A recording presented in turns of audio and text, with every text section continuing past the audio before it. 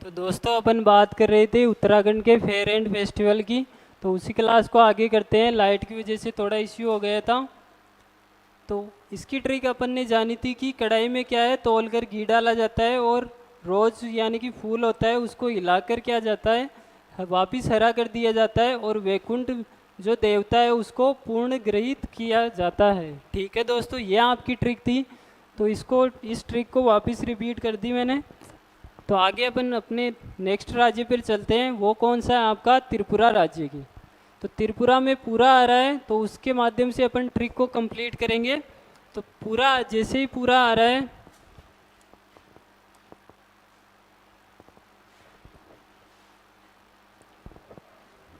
तो अपन को ये इसमें याद करना है रूट वर्ड त्रिपुरा। त्रिपुरा में रिया को याद करना है। तो रिया को याद करके उसके बाकी के राज्य है ना, जो इम्पोर्टेंट फेस्टिवल है उनको अपन याद करेंगे। तो इसको कैसे याद करेंगे, क्योंकि आपको पता है लड़की का चक्कर खराब होता है। ठीक है दोस्तों, तो रिया है ना, तो उसने क्या है, बीजू से क्या है, बीजू को वश में करना है। रिया को क्या है, बीजू को वश में करना है रिया को। किसको, तो वो कैसे करेगी, उसने क्या किया, संतरा और केर यानी कि क्या लेके आई, उसके लिए संतरा लेके आई और केर लेके आई और क्या है, पूड़ी लेके आई। उसके लिए क्या लेके आई, केर लेके आई, पूड़ी, केर संतरा और पूड़ी लेके आई। तो उसको क्या है, खिला दिया। खाने से याद कर लेंगे खराची पूजा उत्सव।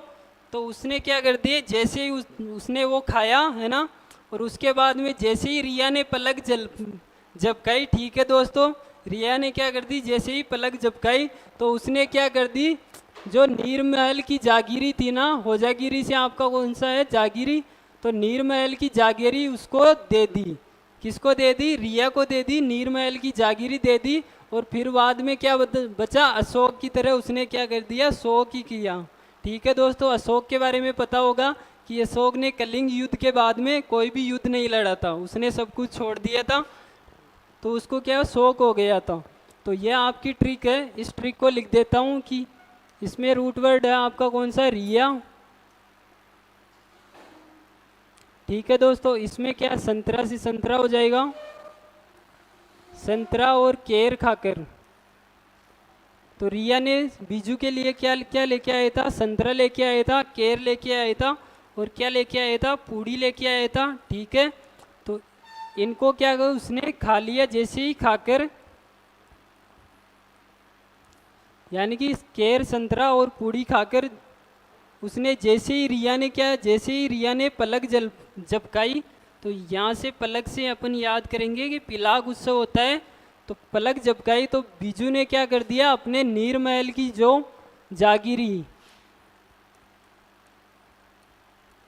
नीरमहल की जो जागीरी थी वो उसको दे दी। और उसके बाद में उसको क्या, अशोक की तरह शोक ही करना पड़ा, क्योंकि उसने जो भी अपनी जमीन जायदाद थी नीरमहल की वो तो रिया को दे दी। तो उसके बाद में वो क्या करेगा, शोक ही करेगा। तो यहाँ पे शोक से आप इसको याद कर सकते हो। ठीक है दोस्तों, ये हो गई आपके त्रिपुरा राज्य के इम्पोर्टेंट फेस्टिवल। और उनमें से इम्पोर्टेंट है जो मैं आपको बता देता हूँ कि सबसे ज़्यादा पूछा जाता है आपका,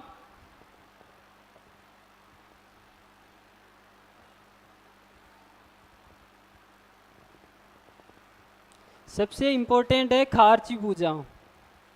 यानी कि ये फेस्टिवल त्रिपुरा राज्य का अगर आ गया तो सबसे पहले इसी से क्वेश्चन बनेगा कि खारची पूजा उत्सव कौन से राज्य का स्टेट फेस्टिवल है।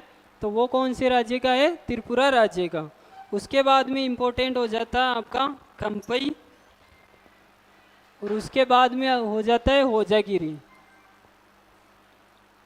और ये अशोकाष्टमी त्रिपुरा राज्य की। यानी कि ये खारची पूजा और होजागिरी तो पूछा ही जाता है, कोई सा भी एग्जाम ले लो उसके अंदर ये खारची पूजा और त्रिपुरा होजागिरी तो पूछा ही जाएगा। ठीक है दोस्तों, आपको ट्रिक के बारे में भी पता चल गया। तो अपन आगे चलते हैं नेक्स्ट राज्य के बारे में।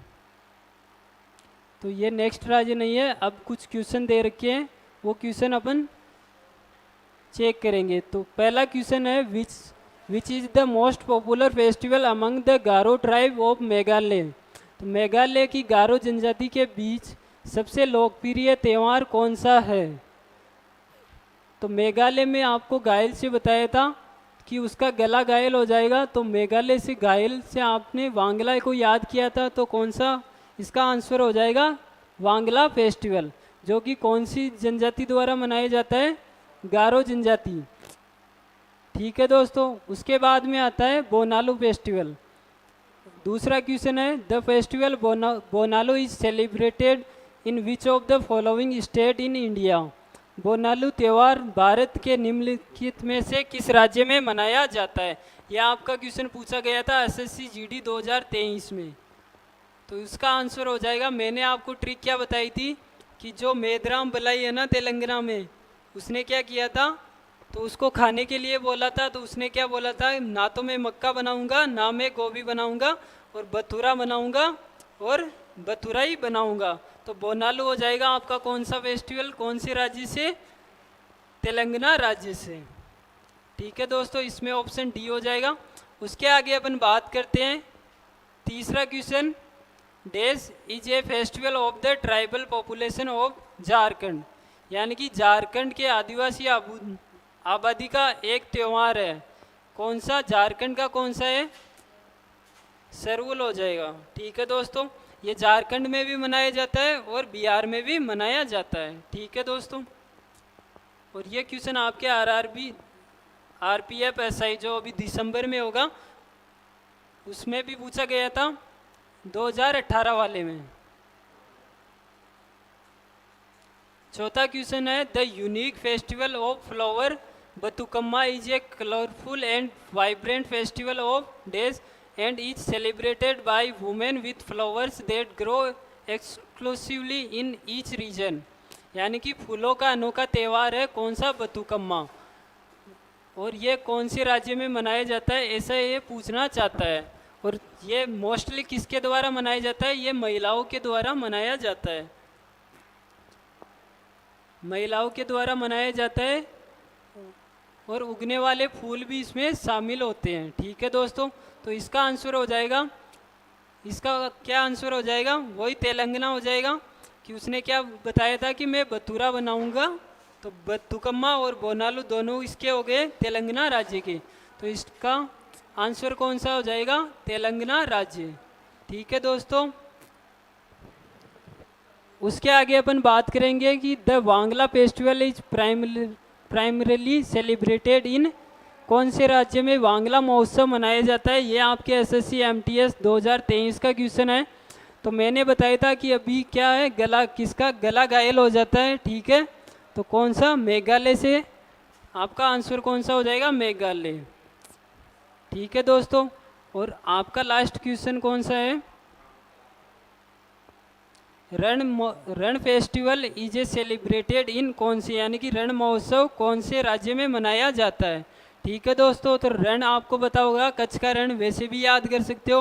और कल मैंने आपको ट्रिक भी बताई थी, तो रण महोत्सव यानी कि वो मैंने बताई थी कि माधव और कौन थी, वो भावना थी। वो क्या है, शाम को 7 बजे बैठी हुई थी और वो प्लानिंग कर रही थी कि हमें कहाँ पे जाना है, या तो बीच पे जाना है या फिर क्या करेंगे अपन, खेलने जाएंगे, खेल के रण में खेलेंगे और वहाँ पे क्या ढेरों पतंग उड़ाएंगे। तो रण से यानी कि खेल के रण में जाएंगे, तो रण महोत्सव कौन से राज्य का हो जाएगा? गुजरात राज्य का। तो इसका आंसर हो जाएगा आपका कौन सा? गुजरात राज्य। ठीक है दोस्तों, तो ये आज आपकी क्लास थी, और ये तो पीछे के क्वेश्चन थे। तो दोस्तों बताइए आज को आपको क्लास कैसी लगी, और ट्रिक के माध्यम से, और ऐसी ही क्लास रोज़ लेने के लिए हमारे आईडीए क्लासेस जयपुर को ज्वाइन कीजिए, चैनल को सब्सक्राइब कीजिए और बेल आइकन को प्रेस कीजिए। ठीक है दोस्तों, तो चलते हैं अपनी नेक्स्ट क्लास जो कि कल होगी। उसके अंदर आपके कुछ राज्य और बच रहे हैं, अभी तक तो आधे राज्य हुए हैं, 13 राज्य। तो कल वाली क्लास का मैं एक बार रिवीजन भी करवा देता हूँ।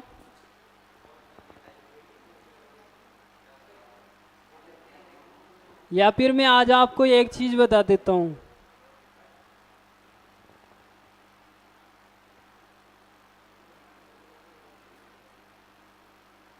देखो स्टैटिक जीके में है ना सबसे ज़्यादा क्वेश्चन पूछे जाते हैं। आपके जो अभी एसएससी जीडी 2023 का पेपर हुआ था जिसमें टोटल 76 शिफ्टें हुई थी, तो उसके अंदर क्या है स्टैटिक जीके से 536 क्वेश्चन आए थे। यानी कि आपके 1/3 जीके के क्वेश्चन स्टैटिक जीके से आने वाले हैं, क्योंकि स्टैटिक जीके अभी ट्रेंड में चल रहा है, तो इसी से सबसे ज़्यादा क्वेश्चन पूछे जाते हैं। और जैसे ये आपकी हिस्ट्री ज्योग्राफी इनके तो फिक्स क्वेश्चन है 2 से 3 क्वेश्चन। पहले क्या 25 क्वेश्चन का होता था और स्टैटिक जीके का कोई ऑप्शन नहीं था, तो पहले क्या है 5-5 क्वेश्चन आते थे मेन सब्जेक्ट से, इससे 5, इससे 5, इससे 5, इससे 5, इससे 5, और कंप्लीट साइंस से 5 क्वेश्चन, तो 25 क्वेश्चन हो जाते थे।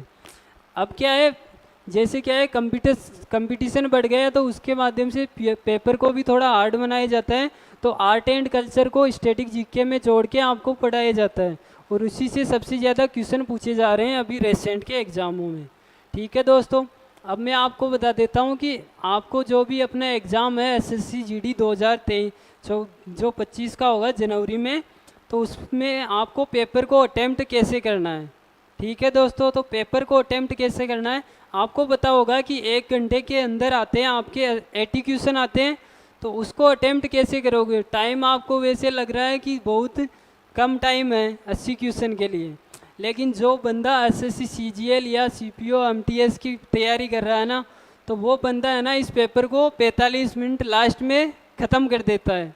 15 मिनट तो वो बैठा ही रहता है ऐसे ही, और आपको ऐसा लग रहा होगी कि ये 80 क्वेश्चन कैसे होंगे। वो पेपर अटेम्प्ट करता है 60 मिनट में 100 क्वेश्चन करता है। एसएससी सीजीएल या सीपीओ एमटीएस का पेपर देता है ना, तो वो क्या करता है 60 मिनट में 100 क्वेश्चन करता है, और आपके तो क्वेश्चन ही 80 आ रहे हैं, तो वो तो आराम से 45 मिनट में इस क्वेश्चन को करेगा और कंप्लीट कर लेगा। तो आपको सबसे पहले जैसे अपन एग्ज़ाम में किसी को पूछते हैं पहले कि यार तेरा पेपर कैसा हुआ, तो वो क्या बोलेगा, अरे यार सब बढ़िया, सारा पेपर करके आ गया। जैसे ही उसको अपन चाय कॉफ़ी या थोड़ा सिगरेट पिलाएंगे, तो फिर बताएगा यार पेपर तो अच्छा था, मैथ के क्वेश्चन भी सारे आ रहे थे, लेकिन क्या वो टाइम अगर 1 घंटे की बजाय 1.5 घंटा दिया होता तो पूरा पेपर कर लेता। तो आज के टाइम में है आपको अगर मैथ का पेपर अटेम्प्ट करना है, तो आपको सबसे पहले क्या करना है कि सारे क्वेश्चन नहीं करने हैं। जैसे ही पेपर अटेम्प्ट करो तो एक बार है ना 40 मिनट के या 45 मिनट के अंदर अंदर आपको है ना पूरा पेपर देख लेना है। जो क्वेश्चन आ रहे हैं उसको करते जाओ, टिक करो, और जो क्वेश्चन नहीं आ रहे उनको छोड़ते जाओ। ऐसे नहीं कि सारे क्वेश्चन आपको करते जाना है, कुछ क्वेश्चन होते हैं जो आपको छोड़ने के लिए भी होते हैं, ज़रूरी नहीं कि आप सारे क्वेश्चन अटेम्प्ट करो। तो उसको कैसे करोगे, जैसे मान लो अगर आप 45 मिनट में क्वेश्चन करते हो, आपके टोटल क्वेश्चन है कितने 60-80 क्वेश्चन है, 80 क्वेश्चन है। ठीक है, तो 80 क्वेश्चन है तो आप है ना 60 से 65 क्वेश्चन कर लो 1 गो में, यानी कि 45 मिनट के अंदर जो क्वेश्चन आते हैं वही करना। ऐसा मैं इसलिए बता रहा हूँ क्योंकि आपको क्या करना है कि जैसे मैथ का आप सेक्शन करोगे, मैथ वाला सेक्शन, तो उसमें क्या है मान लो 4 क्वेश्चन इजी डाल दिए, तो वो पेपर वाला क्या करेगा नेक्स्ट 5वां क्वेश्चन हार्ड बनाएगा। अगर आप सीरियल वाइज करते जाओगे क्वेश्चनों को, तो वो क्या है 4 क्वेश्चन तो आप इजी आसानी से कर लोगे, और उसके बाद में जैसे ही 5वां क्वेश्चन आएगा उसके अंदर आप जो 4 क्वेश्चनों में जो आपने टाइम बचाया था वो 5वें क्वेश्चन में पूरा लगा दोगे, तो फिर आपका क्या है पेपर अटेम्प्ट नहीं होगा। जैसे ही आपको लगता है कि ये क्वेश्चन मेरे से नहीं होगा अभी, तो उसको स्किप कर दो। कुछ क्वेश्चन आते हैं जो आपको स्किप करने होंगे। ऐसे ही रीजनिंग में होता है, रीजनिंग में भी जैसे 4-5 क्वेश्चन डालेगा फिर एक हार्ड क्वेश्चन डालेगा। वो इसीलिए डालता है कि जो कोई भी नया बंदा आता है जो पेपर देता है, तो वो क्या करेगा सीरियल वाइज करते जाएगा। उसको ये इस चीज़ का पता नहीं कि कुछ क्वेश्चन छोड़े भी जाते हैं, और वो बाद में अगर टाइम मिले तो अपन कर लेंगे, और टाइम नहीं मिलेगा तो छोड़ देंगे।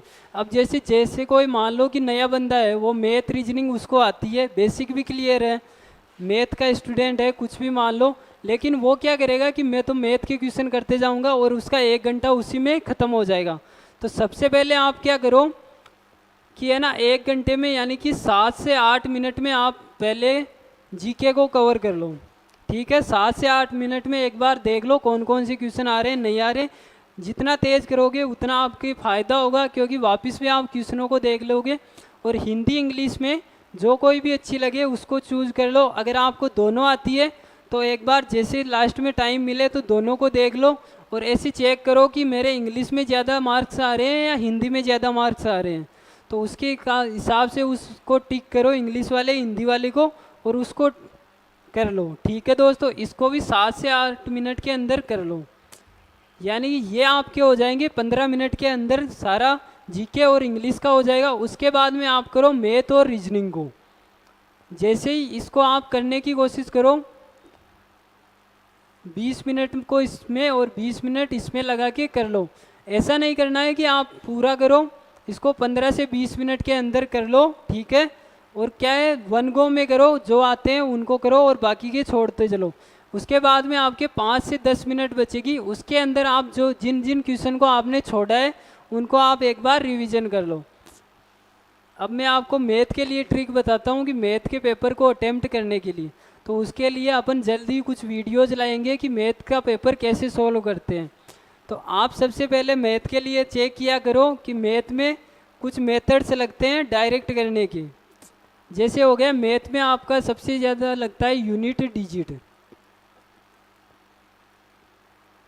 अब मान लो आपके कोई भी क्वेश्चन आ गया, यूनिट डिजिट का क्वेश्चन आ गया, और आपको मान लो कोई कैलकुलेशन करके उसका आंसर निकालना है। ठीक है, तो उसका आंसर आप तो क्या है, मल्टीप्लाई करोगे, जोड़ करोगे, भाग करोगे, ऐसे करते रह जाओगे। और आपने मान लो आपको 36 को किससे 32 से गुणा करना है। ठीक है, तो आप अगर आपके ऑप्शन में 6 × 2 12 होते हैं, तो 12 का अगर ऑप्शन में लास्ट के आंसर में 2 मैच हो रहा है तो डायरेक्ट 2 वाला टिक करके नेक्स्ट क्वेश्चन पे चले जाओ। ऐसे नहीं कि मैं इसको पूरा मल्टीप्लाई करके चेक करूंगा कि पूरे आंसर मैच हो रहे हैं या नहीं है। उसके बाद में कुछ क्वेश्चन मैथ के हो जाते हैं आपके हिट एंड ट्रायल से, जो आपके अंदाजे से ही पता चल जाता है कि कैसे कौन सा आंसर इसमें सूटेबल होगा। उसके बाद में एक और आता है डिजिटल सम का मेथड, वो भी सबसे ज़्यादा यूज होता है। उसकी भी क्लास लेके मैं बता दूंगा कि डिजिटल सम वाला क्वेश्चन कैसे किया जाता है। उसके बाद में आता है आपके कि कुछ क्वेश्चन होते हैं जो ऑप्शन पे भी हो जाते हैं। मैथ में कुछ ट्रिपलेट है, कुछ चीज़ें आपको याद करने की ज़रूरत होती है, उनको जैसे याद कर लोगे तो कुछ क्वेश्चन तो आप जैसे ही देखोगे उनको टिक करके चले जाओगे। ठीक है, तो यह आपकी मैथ की स्ट्रेटेजी रहेगी। रीजनिंग में भी यानी कि 20 से अगर पहले आप अटेम्प्ट करते हो 20 क्वेश्चन, तो उसमें आप कौन से क्वेश्चन को ड्रॉप कर सकते हो। एक तो वो आता है आपके पजल वाले क्वेश्चन आते हैं बेटिंग व्यवस्था के, उनको छोड़ सकते हो। जैसे ही कोई वो सीरीज आती है काउंटिंग फिगर में, उसको छोड़ सकते हो। तो उन क्वेश्चनों को क्या है एक बार स्किप कर दो, उससे क्या है आपका कॉन्फिडेंस भी बढ़ जाएगा। और जो क्वेश्चन आपको आ रहे हैं उनको अटेम्प्ट कर दो, उससे क्या है आपके फिक्स हो जाएंगे कि इतने क्वेश्चन मैंने अटेम्प्ट कर लिए। तो ठीक है, इस प्रकार आप पेपर को अटेम्प्ट करना तो इसलिए अच्छा है रहेगा। अब मैं मेरी बात बता देता हूँ। मैंने जब पेपर दिया था ये एसएससी जीडी वाला 2023 का, तो मैंने सीजीएल की तैयारी की थी और 4 महीने से मैंने ना कोई किताब पढ़ी थी ना कुछ किया था, क्योंकि मैंने सीजीएल में इतना कुछ पढ़ लिया था कि मेरे को पढ़ने की ज़रूरत नहीं थी कि एसएससी जीडी में क्या कुछ आएगा। तो मैंने जैसे ही पेपर दिया, वो क्या है मैं थोड़ा खेती में बिजी हो गया था इसलिए पढ़ाई भी नहीं हुई थी। तो वे जैसे ही मैं पेपर देने गया तो मेरे मैथ के और रीजनिंग के यानी कि सारे क्वेश्चन मैंने 45 मिनट में पूरे कर लिए थे। ठीक है, उसके बाद में मैंने क्या किया, अब मेरे पास 15 मिनट बची हुई थी और मेरे को एक सेक्शन करना था इंग्लिश या हिंदी का। तो मैं सीजीएल की तैयारी करता हूँ तो इंग्लिश भी अच्छा है और हिंदी वैसे आती नहीं है मेरे को, लेकिन ऐसे नॉर्मल तो आती है। अब जीडी में क्या है ग्रामर से तो क्वेश्चन पूछता नहीं है, ऐसे इजी क्वेश्चन पूछता है। तो मैंने क्या है पहले चेक किया, इंग्लिश में चेक किया कि कितने क्वेश्चन मेरे से हो रहे हैं।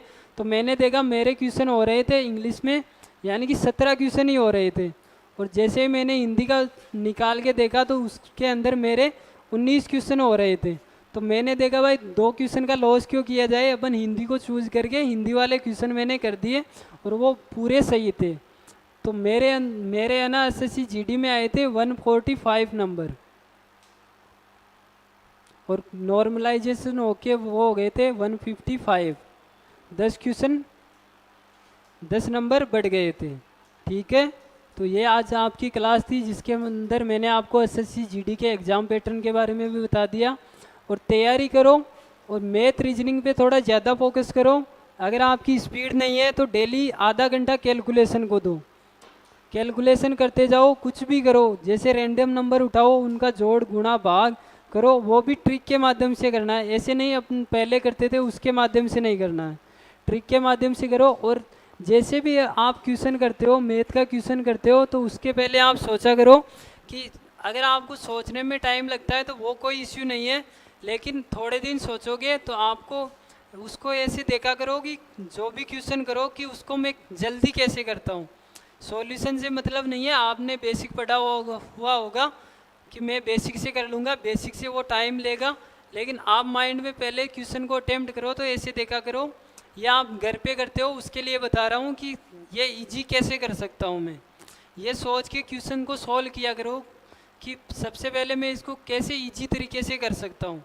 अगर आपको कोई इजी मेथड आता है तो उसको लिख लिया करो, और जैसे ही दोबारा उस क्वेश्चन को करो तो उसी टाइप से उस क्वेश्चन को किया करो, तो फिर वो क्या है आपकी हैबिट बन जाएगी कि इजी अपन कैसे करेंगे। और जीके जीएस का तो क्या है, वो अगर आपको याद है तो होगा, नहीं हो अगर याद नहीं है तो उसको आप कर भी नहीं सकते। और अभी तो क्या है, एक और फ़ायदा है कि आपकी कट ऑफ क्या है, वो माइनस मार्किंग 1/8 कर दी गई है। तो जैसे ही आप 8 क्वेश्चन गलत करोगे आपका 1 नंबर कटेगा। तो इसी वजह से क्या है आपकी वो भी हाई जा रही है। 8 क्या वो 4 हो जाएंगे, क्योंकि एक क्वेश्चन 2 नंबर का होता है, तो 4 गलत करोगे तो 1 का हो जाएगा, यानी कि 25 नंबर कटेंगे। हाँ नहीं नहीं, वो नंबर कटता है, एक क्वेश्चन के बराबर हो जाएगा। हाँ 8 क्वेश्चन गलत करोगे तो 1 क्वेश्चन के बराबर हो जाएगा। नंबर वो बात वही है, कुछ भी बोल दे, 2 नंबर कम हो जाएंगे, है ना। तो ये हो गया। अब की बार कट ऑफ आई जाने का यही तरीका था, क्योंकि एसएससी जीडी वालों ने कट ऑफ को 50% और डिक्रीज कर दिया था। इस वजह से क्या है, सभी ने क्या है तुक्के लगाने स्टार्ट कर दिए, आ रहा है नहीं आ रहा, तुक्के लगा के वो क्या है कट ऑफ भी हाई चली गई। इस वजह से एसएससी जीडी की कट ऑफ हाई गई थी। लेकिन कट ऑफ अगर वो 25% होती तो कुछ क्या है जीके में या हिंदी इंग्लिश में क्या है वो फिक्स क्वेश्चन करते। अब मैं बता दूं, मेरे को तो ये भी पता नहीं था कि जीडी वालों की वो ये नेगेटिव मार्किंग भी कम कर दी गई है। तो इस वजह से मैंने जीके के 10 से 12 क्वेश्चन ही अटेम्प्ट किए थे, और बाकी के 8-10 क्वेश्चन ऐसे ही छोड़ के ही आ गया था, क्योंकि मेरे को पता नहीं था कि ये माइनस मार्किंग कम कर दी गई है। ठीक है दोस्तों, तो चलते हैं अपन, कल बात करेंगे अपने स्टैटिक जीके के फेयर एंड फेस्टिवल। और एक बात और बता दूं कि अगर आप एसएससी जीडी के जो कुछ भी है, सबसे ज़्यादा आप क्या करो, पेपर दिया करो। सबसे ज़्यादा आपका काम हो, डेली का एक टेस्ट तो दिया ही करो, चाहे तैयारी कैसी भी चल रही है, कम चल रही है, ज़्यादा चल रही है, पहले क्या टेस्ट दिया करो। एक दिन से अगर आप कोर्स में हो तो क्या है एक दिन छोड़ के टेस्ट देना ज़रूरी है, वो तो कंपलसरी है। लेकिन अगर आप ऐसी सोचोगे कि मैं तो तैयारी करता जा रहा हूँ, पेपर होगा जिस दिन देख के आ जाऊँगा, तो मैं कह रहा हूँ कि आपसे पेपर अटेम्प्ट होगा ही नहीं। उसके पहले आप अगर एग्ज़ाम देने भी जाओ तो उसके पहले 30 से 40 पेपर आपने घर पे टेस्ट दिया हुआ होना चाहिए। तो टेस्ट देने के लिए आप एक तो टेक्स्ट बुक का इस्तेमाल कर सकते हो, और दूसरा आप आईडीए क्लासेस की जो एसएससी जीडी के लिए स्पेशल टेस्ट सीरीज चलाई जा रही है, जिसमें के अंदर पीवाईक्यू क्वेश्चन भी दिए जाते हैं, सब कुछ दिया जाता है, तो उसके माध्यम से आप इसको कर सकते हो। बंद करके